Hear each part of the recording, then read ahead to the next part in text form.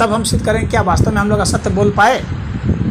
वास्तव में सत्य बोल पाए और असत्य है, दोनों में हमको बोल पाए कि नहीं बोल पाए हमको नहीं मतलब है ही नहीं तो बोल कैसे पाएंगे। है कि नहीं है हम असत्य है ही नहीं ना, तो हम बोल नहीं पाएंगे ना, ना बोल पाएंगे, ना लिख पाएंगे, ना जीवन चिंतन है कर पाएंगे। मृत्यु है कि नहीं, जीवन मृत्यु है दोनों, असत्य है और असत्य नहीं, असत्य नहीं है नहीं। और जिसको हम मृत्यु कहते हैं ना, वो मृत्यु वास्तव में जीवन ही है। अब हम उसको सिद्ध करेंगे जीवन के बाद कारण मृत्यु ना। अब देखो हमारा कहने का मतलब है कि जीवन है मृत्यु है कि नहीं, नहीं है ना, शुद्ध अर्थ में नहीं है, वो जीवन के अलग संदर्भ। अब कैसे है मैं बताता हूँ ना, पहले बात तो सुन लो। सत्य सत्य पर सुनना पहले सत्य है कि नहीं, तुम सुनना ही तो नहीं चाह रहे हो ना, दिक्कत यही है, ना सुनेंगे आप, तुम सुनना ही नहीं चाह रहे हो।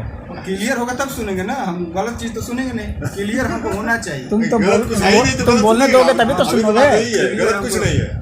पहले बोलने दोगे तभी तो सुनोगे, जब बोलने नहीं दोगे फिर अब कैसे सुना पाएंगे। सुन ही रहे। एक गाय है जिसके 20 पैर हैं और उसके सूंड हैं,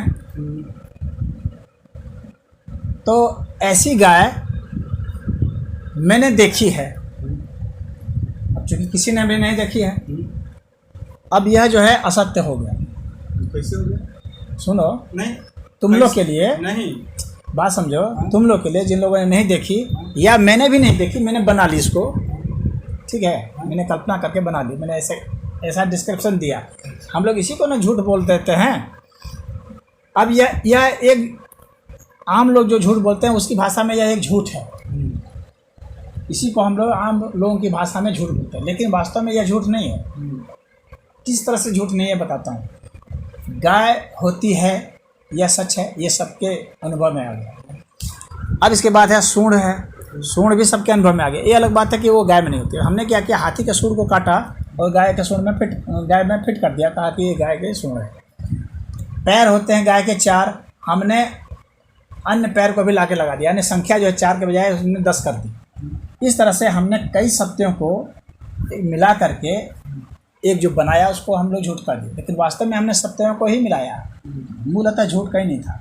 हम झूठ के बारे में कल्पना भी नहीं कर सकते, क्योंकि जो है ही नहीं उसकी कल्पना कर भी कैसे सकते हैं। सिर्फ हम उसी की कल्पना कर सकते हैं जो हो, जो चीज़ नहीं है उसकी तुम कल्पना करके देखो, कर सकते हो? नहीं कर सकते, कभी नहीं। सदैव उसी की कर सकते हो जो है, यानी सत्य की ही कल्पना की जा सकती है। हाँ, हम उसके संदर्भ को बदल सकते हैं, यह हमारा दिमाग कर सकता है कि कॉम्बिनेशन बदल सकते हैं कि हम पीपल का पत्ता लिए और उसको नीम के पत्ते में जोड़ दिए। हाँ, ये हम कर सकते हैं, लेकिन यह भी एक सत्य है, वह भी एक सत्य है। इस दो सत्यों को मिलाए जिसको कि हम लोग मिथ्या बोलते हैं। हम लोग कचहरी में जाते हैं, आप कचहरी का उदाहरण लेता हूँ। कचहरी में गए, कचहरी में हमने कहा कि इस व्यक्ति ने मर्डर किया है, जबकि इसने मर्डर नहीं किया था। हमने ये कहा कि इस व्यक्ति ने मर्डर किया, इसको एक झूठ माना जाता है। लेकिन अगर शुद्ध अर्थ में देखा जाए तो यह झूठ नहीं है। शुद्ध अर्थ में इसलिए, अगर उसको वाक्य देखते हैं, जैसे कि जो यह भी सही है, व्यक्ति भी सही है, व्यक्ति है सामने में जिसको संबोधन कर रहा है, जिसके लिए संबोधन कर रहा है। मर्डर ये भी होता है, इस व्यक्ति ने मर्डर किया भी होता है भी होता है। अब बात रही मर्डर इसके संदर्भ में कि मर्डर किसी के संदर्भ में, किसी और ने मर्डर किया था, लेकिन मैंने कह दिया इसने मर्डर किया है। लेकिन मर्डर की घटना हुई थी, मर्डर की घटना होती है, होती आई है, लोग देखते आए हैं, इसलिए उसका शब्द भी दिया गया है मर्डर। तो इस तरह से हम देखते हैं कि वास्तव में उसने जो बोला वो पूर्णतः जो है वो झूठ नहीं था, वो झूठ भी नहीं था, वो सत्य ही था। लेकिन हम लोग असत्य शब्द का प्रयोग इसलिए किए, शब्द को व्याकरण में हम लोग इसलिए रखे हैं क्योंकि जिसने सत्य के संदर्भों को बदल दिया कॉन्टेक्स्ट में, इसीलिए कह देते हैं कि यह असत्य है। अन्यथा असत्य पूर्णतः वास्तविक अर्थ में न वजूद रखता है, होने के अर्थ में, न ही बोलने के अर्थ में वजूद रखता है।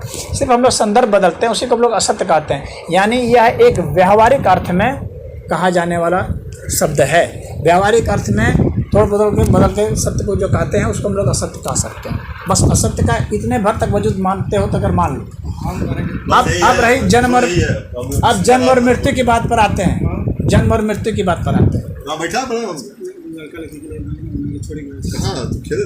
जन्म और मृत्यु की बात, जन्म किसको कहते हैं, मृत्यु किसको कहते हैं, परिभाषा इसकी होगी। हाँ, किस चीज़ को हम लोग जन्म कहें, जो चीज़ जिस रूप में और जिन गुणों के साथ पहले नहीं थी वही चीज़ अपने अलग गुणों के साथ अलग रूप में जब उसका प्रकटीकरण हो गया तो हम लोग कहते हैं जन्म हुआ।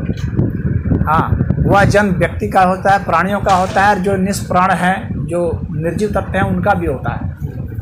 तारे भी जन्मते हैं, ग्रह भी जन्मते हैं, उपग्रह भी जन्मते हैं, सब जन्मते हैं ये सब। तो पहले जिस संदर्भ में वह नहीं था, उस संदर्भ में उस रूप रंग आकार उन गुणों के साथ जो है उसका कॉम्बिनेशन बन गया, भिन्न भिन्न पहले के जो सब थे, अब उसको हम लोग कह दिए कि अब यह जन्म हुआ। लेकिन जिस वक्त वो जन्म हुआ, जो जहाँ जहाँ जो टूट रहे थे, जिस कॉम्बिनेशन हो रहा था, वो उस संदर्भ में माना जाएगा कि उनकी मृत्यु हो रही थी। यानी जन्म और मृत्यु जो है ना, एक ही चीज़ है, एक ही घटना है, अलग अलग घटना नहीं है, वही घटना है, उसके सिर्फ संदर्भ बदल गए। हम उसको किस एंगल से देख रहे हैं, इस एंगल से देख रहे हैं कि इस एंगल से देख रहे हैं। जैसे कि तुम्हारी जो है जवानी जन्म रही है, ये कह सकते हैं, या ये कह सकते हैं बचपना बन रहा है। अब हमारे परिभाषा की बात है, हम किस परिभाषा से उसको कहते हैं। अगर हम इस एंगल से देख के कहेंगे कि जवानी जन्म गई, इस एंगल से देखेंगे कहेंगे कि बचपना मर गया। लेकिन बात वही है, व्यक्ति वही है, घटना वही है। उसी तरह से जब हम जिसको साधारण अर्थ में कहते हैं कि हम ये मर गया, हाँ, तो उसमें जो अब परिवर्तन हुआ, हम उस परिवर्तन को कंसिडर नहीं कर रहे हैं जीवन में। क्यों? क्योंकि हम देख नहीं पा रहे हैं, हमारी वो क्षमता नहीं है कि हम देख सकें कि यहाँ के बाद इसका जीवन का स्वरूप क्या है। वह नहीं देखिए, इसके पहले जब ये जन्मा था, उसके पहले जीवन का स्वरूप क्या था। जब माता के गर्भ में जब वो कई कई पदार्थों को इकट्ठा किया जा रहा था, तो हम उसको नहीं देख रहे थे कि वहाँ कैसे जन्म की प्रक्रिया कैसे शामिल हो रही है, तो हम उसको कंसिडर नहीं की। जब उसका हम एक रिजल्ट देखते हैं, जिसको हमारी आंखें देख सकती हैं, समझ सकती हैं, तो कहते हैं अब ये जन्मा। जब लेकिन जिस वक्त वो एक कोशिका में था, या वह एक कोशिका भी अभी नहीं हुई थी, जब माता के यहाँ पे अभी DNA भी बन रहा था, उस बार हम लोग नहीं देख रहे थे, ना जान रहे थे, ना समझ रहे थे, तो हम लोग नहीं कह रहे थे कि जन्म हुआ, कुछ नहीं कह रहे थे। लेकिन जब वो कोशिकाएं बढ़ के विकसित हो गई, एक पिंड का रूप धारण कर ली, हाँ, तब हम लोग कहने लगे कि ये वो गर्भ ठहर गया है, मतलब कि जीवन आ गया। तब हम लोग समझ रहे, जीवन को हम समझ रहे हैं, लेकिन इसका मतलब यह नहीं कि जीवन उतना ही था और वहीं से था। जीवन तो पहले से था, लगातार है, निरंतर है, वो कभी समाप्त नहीं हुआ था। उसी तरह से मृत्यु भी हम कहते हैं कि अब है, लेकिन अब नहीं है। मृत्यु भी हर समय है, और उस वक्त भी थी जिसको हम जन्म कर रहे थे, उस वक्त भी मृत्यु थी, और वही मृत्यु थी, उसका एंगल बदल था। तो ये जीवन और मरण जो है, ये द्वंद्व जो हमको दिखता है, इसी को कहा जाता है अज्ञानता। वास्तव में न जीवन है और न मृत्यु है। जो परम सत्य है वो इस जीवन और मृत्यु इन दोनों से परे है। तो यह जो जीवन और मरण का जो हम द्वंद्व बनाए हैं, क्योंकि हमारी इंद्रियां और हमारे जो तर्क होते हैं, बुद्धि जो होती है, वो सदैव तोड़ करके देखने में विश्वास करती है। तब हम लोग तुलना कर पाते हैं, और तुलना से हम लोग समझ पाते हैं। जीवन मृत्यु नहीं, जीवन है ना मृत्यु है। जीवन और मृत्यु से परे की जो सत्ता है वही वास्तविक सत्ता है। और ये जो है ना, ये जो है, इसमें तो जीवन और मृत्यु दोनों जो है, यानी टूटने की और जुड़ने की प्रक्रिया ये साथ साथ चल रही है। बिना टूटे हुए कोई चीज़ जुड़ती नहीं है, और बिना जुड़े हुए कोई चीज़ टूटती नहीं। ये तो माँ मैंने के दोनों चीज़ है, सत्य है तो असत्य है, जन्म है तो मृत्यु है, पुरुष है तो स्त्री है, धरती है तो आकाश। ये तो मानना पड़ेगा। इस चीज़ को तो कहा ही जा रहा है कि भिन्न संदर्भ में है ना, तो संदर्भ तो बता दिए ना, उन संदर्भों को समझने की कोशिश करें। संदर्भ नहीं समझोगे तुम नहीं समझ पाएंगे। तीन संदर्भ देखिए, उसका संधि विच्छेद करके तो कुछ नहीं। संधि विच्छेद मैं ये जानना चाहता हूँ दोनों चीज यस या नहीं है। नहीं, आपको लग रहा है तो सत्य ही है, तो सत्य है कि नहीं है। सत्य और असत्य है कि नहीं? सत्य है, असत्य नहीं है। असत्य क्या है? सत्यों का भिन्न अर्थ में कॉम्बिनेशन है, उस अर्थ में उसको असत्य मानते हैं। भाषा के अर्थ में, होने के अर्थ में नहीं मानेंगे असत्य। होने के अर्थ में तो सत्य ही है, हम लोग सिर्फ उसको व्यक्त करने के अर्थ में असत्य होता है। इस बात को समझना। होने के अर्थ में हम लोग किसको असत्य मानते हैं? जो परिवर्तनशील होता है। जैसे यह परिवर्तनशील है, इसको हम लोग कहते हैं असत्य है। उसको बहुत बड़े संदर्भ में कहते हैं असत्य है। किस संदर्भ में? परमात्मा के संदर्भ में कहते हैं कि असत्य है, वरना ये होने के संदर्भ में तो यह सत्य है ही है। लेकिन परमात्मा के संदर्भ में कहते हैं क्यों? क्योंकि ये बदल रहा है। इस अर्थ में कहते हैं कि भाई यह सत्य तो है, लेकिन बदलता हुआ सत्य है। आज सत्य सत्य के बाद तो आज नहीं चलती, आज से नहीं चलती हमारे घर में। आज हम नहीं न कह रहे हैं, हम लोग नहीं भी कहेंगे तो भी घटना घटेगी ना। हम लोग नहीं भी रहेंगे, मनुष्य नहीं रहेगा, पृथ्वी नहीं रहेगी, तो भी ये परिवर्तन होता रहेगा ना। असत्य खोज हम तो आज नहीं किए कि सत्य है तो असत्य किए। नहीं, यह कौन कह रहा है कि हम लोग खोज आज किए? ऐसा तो नहीं कहा है। ये तो ऋषि महर्षि जब खोज किए तभी बता। हाँ तो तब से ही है। मैंने कई साल कई कल्प बीत गए तो उस समय तो मैं ऋषि मुनियों की ही बात बता रहा हूँ कि ऋषि मुनियों का ही यह कहना है। तो उन्होंने क्या खोजा होगी उसके आगे भी तो जाइए, सत्य और असत्य तक ही मत सीमित रहिए। हाँ बोलिए। एक देखिए, एक प्रश्न का उत्तर होता है यस और नो, और एक होता है कि उसको तर्क करके घुमा के कहना। नहीं, एस और नो हर प्रश्न का उत्तर नहीं हो सकता। आप हर प्रश्न के उत्तर को एस और नो में क्लासिफाई नहीं कर सकते। हम कहेंगे ये तो जो हम बता रहे हैं, ये तो हम पूछ रहे हैं कि सत्य और असत्य है कि नहीं, इसका जवाब हम क्या दें। अगर कोई हमसे पूछे कि तो सत्य ही है, असत्य है ही नहीं सत्य भाई। ही है। सत्य असत्य जो है वो सत्य को ही एक अलग अर्थ में कहना है, लेकिन कह रहे हैं सत्य को ही है। नहीं, तो आखिर कोई चीज़ तो होगा तो क्यों जिसमें सत्य से ही असत्य बना है, बस इतना आप समझिए। ये हम कह रहे हैं कि असत्य अलग कोई हाँ शब्द नहीं हाँ, है। वो सही कहे। सत्य को ही भिन्न संदर्भ में हम जो कहते हैं असत्य है बस। तो सत्य एक लाइन में बस इसी। ये नहीं, सत्य को जब सत्य कहना ही था तो असत्य क्यों बनाया? नहीं, असत्य बना कहाँ, हम लोगों ने बनाया। नहीं, ऋषि महर्षि नहीं के जमाने नहीं, से उन्होंने नहीं बनाया, उन्होंने भी नहीं बनाया। अब उसको तर्क के लिए ले जाएंगे, बनाया नहीं उन्होंने। हमारी बात सुन लीजिए, कई 100 बरस पहले की बात है, आज की हम बात तो कह नहीं हाँ रहे। बोलो। ये उस समय के ऋषि महर्षि देवता ऋषि गण सब लोग, ठीक। सत्य के ही प्ररूप में असत्य है, वो सत्य असत्य है नहीं, सत्य ही असत्य है। आप कहिए कि इसको समझना जाना आप कहिए कि पुण्य है तो पाप मैंने बना दिया। पाप उस समय, पाप का भी पाप है। देखिए, ये आपके कर्म है, पुण्य और पाप अलग हो गया। आप सत्य और असत्य का दोनों का अलग दिख रहा है। आप कर्म करके सत्य को असत्य में जब ढाल सकते तो नहीं, पुण्य और पाप को समझ लो, पुण्य और पाप भी समझ लो, पुण्य और पाप को भी समझ लो। वास्तव में पाप और पुण्य क्या है इसको समझना जरूरी है। पाप हम उन कर्मों को कहते हैं जो हमें अध्यात्म की ओर जाने में सहूलियत नहीं प्रदान करते हैं, जो उसमें बाधा बनते हैं, या मतलब हमको स्लो कर देते हैं प्रोसेस को। हाँ, उस तरफ जाने में, हम जिस तरफ जा रहे हैं उस तरफ जाने में हमको, जैसे हम जा रहे हैं तो हवा का रेजिस्टेंस से जो है हम थोड़ा कम जा पा रहे हैं, तो वो हवा जो है हमारे लिए एक बाधा हो गई। उसी तरह से जो हमारे वैसे कर्म जो हमें नहीं जाने दे रहे हैं, आध्यात्मिक नहीं होने दे रहे हैं, उसको हम कहते हैं पाप कर्म। और वैसे हमारे कर्म जो हमें तेज़ी से आध्यात्मिक की ओर ले जाते हैं, यानी आध्यात्म का मतलब जो हमें आत्मबोध की ओर ले जाते हैं, जो तेज़ी से जल्दी से, तो उसको हम लोग पुण्य कहते हैं। कर्म दोनों ही है, बस एक है कि उस चीज़ को थोड़ा प्रोसेस को हैसन कर देता है, बढ़ा देता है, और एक है थोड़ा स्लो कर देता है।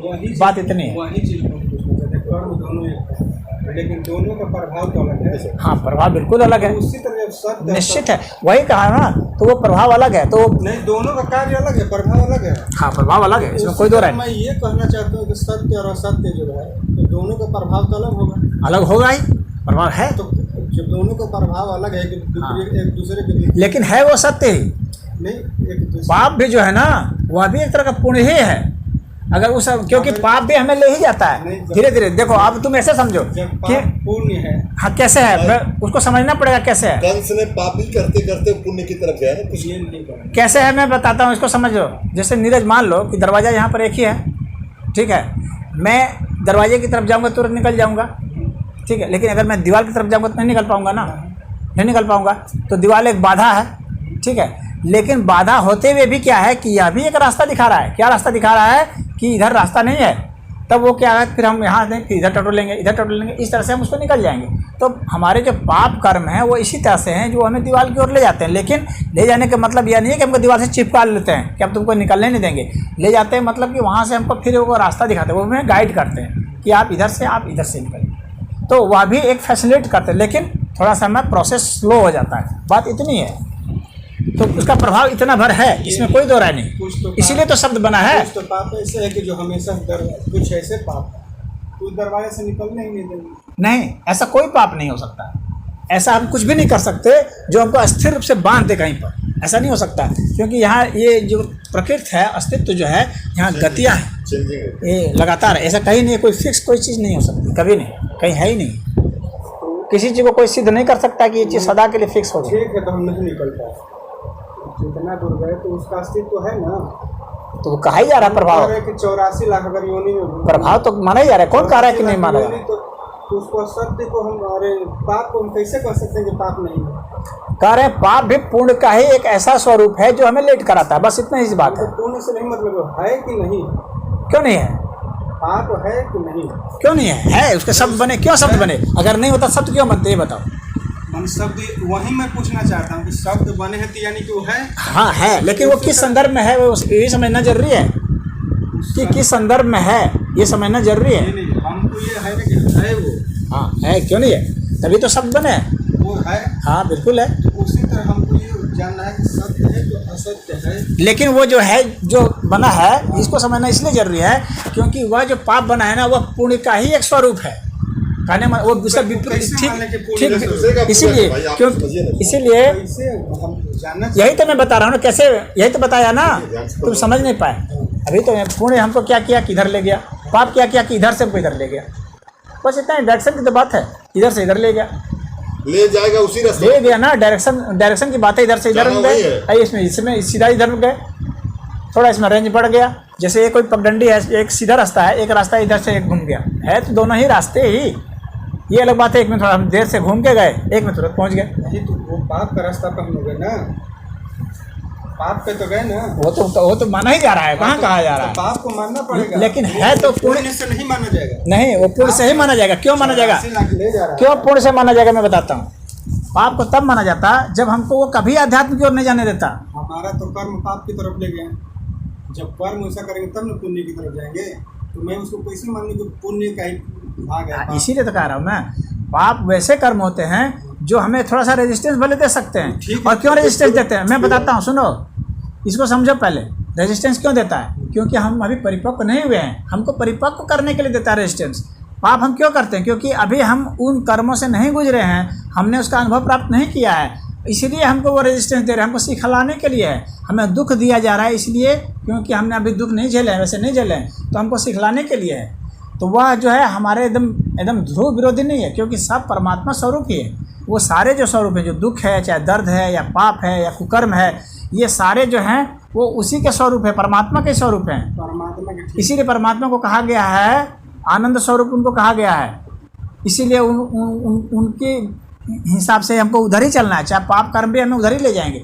कोई ऐसा पापी नहीं हो सकता है जो तर नहीं सकता है। भगवान कृष्ण ने बताया है गीता में कि कोई भी ऐसा पापी, तो महान से महान पापी भी अर्जुन बताए भगवान कृष्ण कि महान से महान पापी भी तर जाएगा, तरता है, वो रुक नहीं सकता पाप पर सदा के लिए।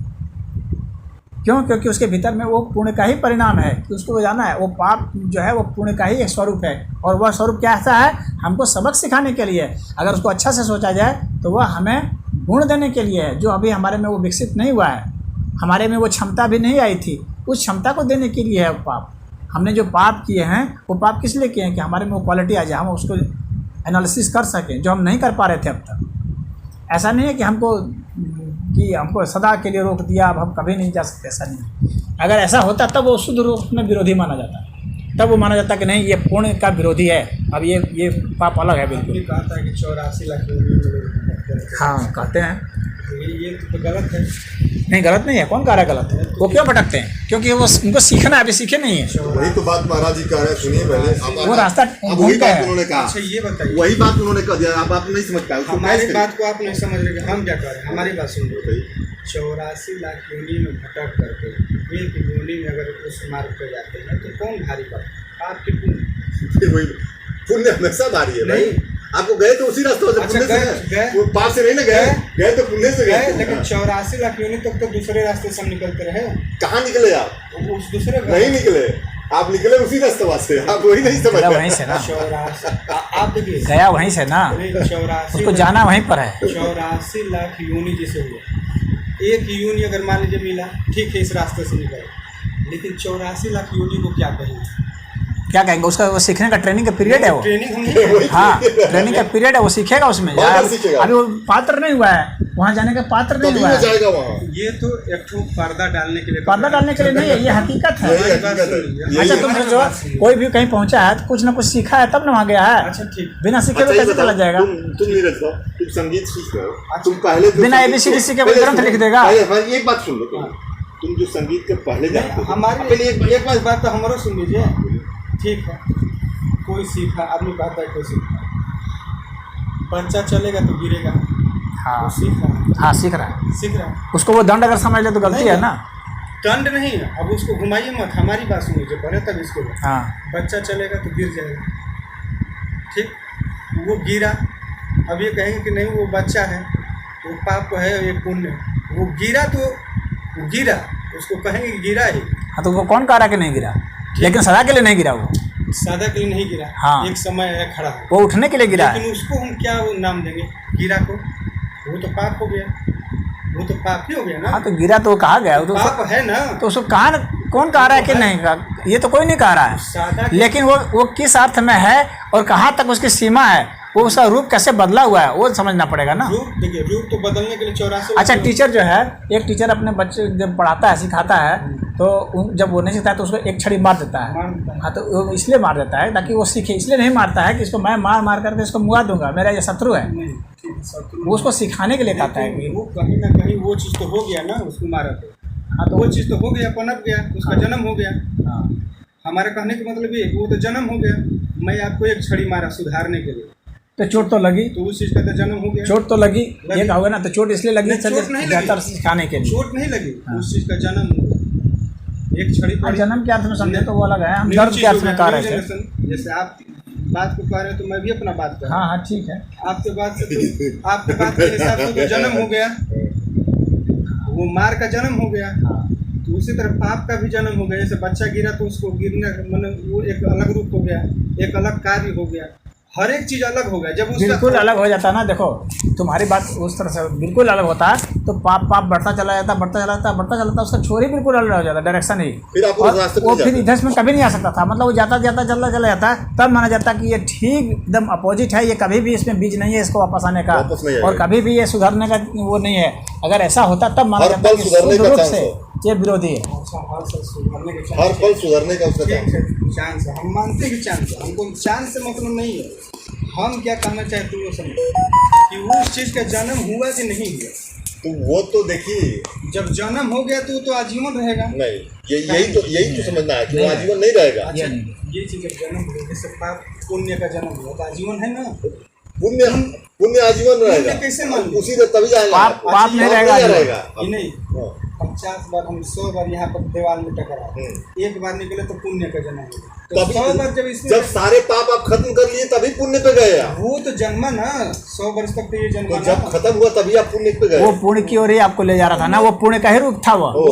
आप उसको पाप समझ उसको रहे आप थे, समझ नहीं पा रहे थे कि आप उसको पाप समझ रहे थे, वास्तव में पुण्य था वो। जब जानते हैं कि पुण्य का जब पुण्य का रूप है तो वो तो ले जाएगा सीधा दिशा में।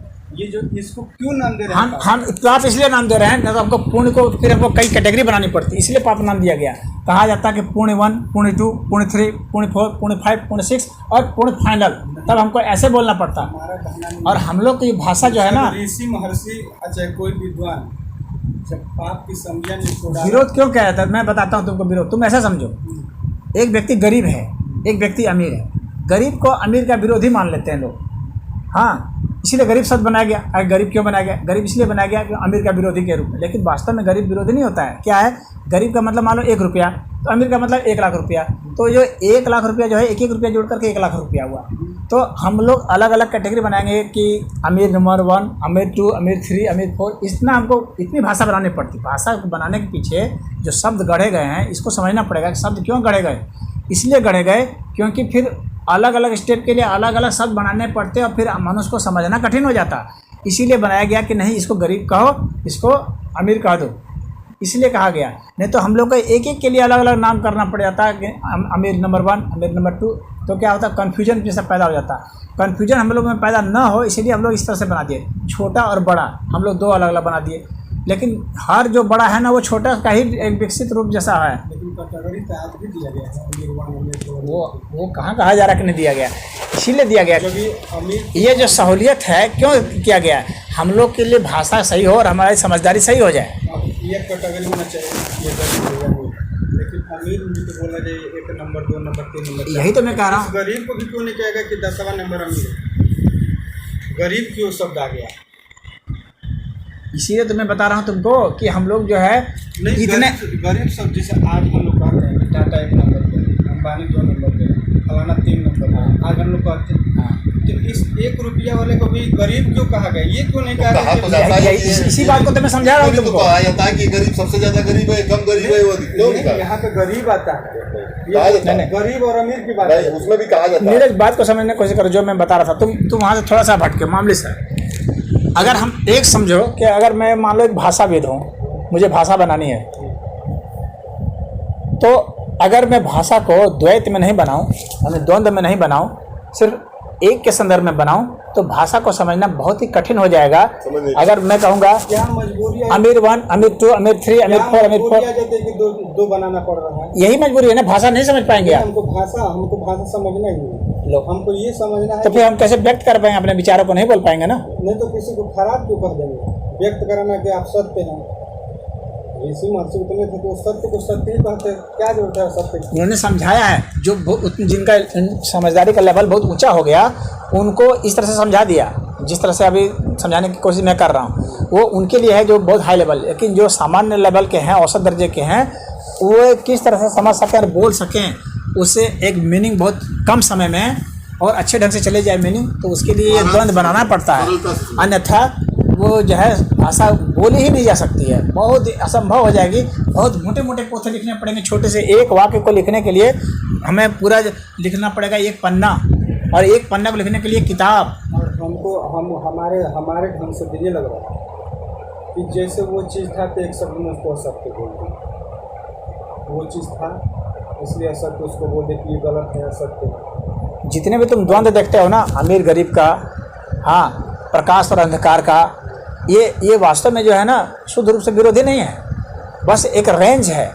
और उस रेंज को हम नहीं कह पा रहे हैं, हम लोग नहीं समझा पा रहे, उतना नहीं समझा सकते उतने। अब प्रकाश में क्या होता है? प्रकाश में भी क्या है? एक फ्रीक्वेंसी है लाइट की, हाँ, वही फ्रीक्वेंसी, उसका रेंज अगर कुछ दूसरा बदल जाता है तो हम लोग कहते हैं कि अब ये प्रकाश नहीं है, अब ये अंधकार है।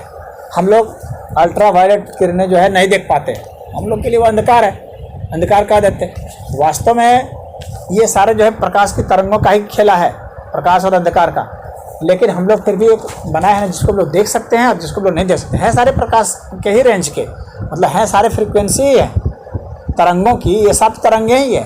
प्रकाश की तरंग अलग है और अल्ट्रा वायलेट की तरंग अलग है, बात इतनी। इंफ्रारेड की अलग तरंग है, वो बात अलग है। ये सब अंधकार, तो लगता है कि अंधकार बिल्कुल अलग है और प्रकाश अलग है, ऐसा लगता है, लेकिन है नहीं। वास्तव में सब तरंगें ही वे तरंगें हैं जिनकी फ्रीक्वेंसी ऐसी है जिसको कि हमारी आंख रीड कर रही है, हम लोग प्रकाश कह देते हैं। वे तरंगें हैं जिनकी फ्रीक्वेंसी ऐसी है जिसकी हमारी आंखें रीड नहीं कर पा रही, हम लोग उसको अंधकार कह दे रहे हैं। बात इतनी है, तरंगे ही, उनमें वास्तव में अर्थ में कोई विरोध नहीं है।